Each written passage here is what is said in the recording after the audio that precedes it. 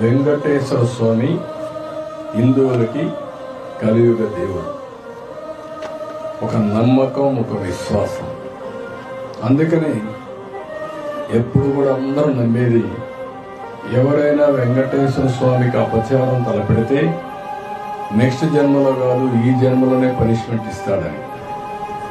అలాంటి వెంకటేశ్వర స్వామి కడాన ప్రసాదాల్లో కూడా నేను ఏదైతే చెప్పానో అలాంటి ముడి సరుకులు ఏవైతే వాడారో ఇవన్నీ నాసిరకం కాకుండా అపవిత్రమైన ముడి సరుకులను వాడారు.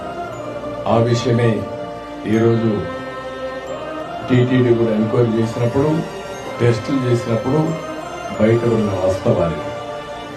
ఇలాంటి దుర్మార్గుల్ని ఏం చేయాలి నాకైతే అర్థం కావడం లేదు. ఒకసారి బాధ, ఆవేదన ఉంటుంది. కక్కుర్తి కూడా అద్దులుంటాయి.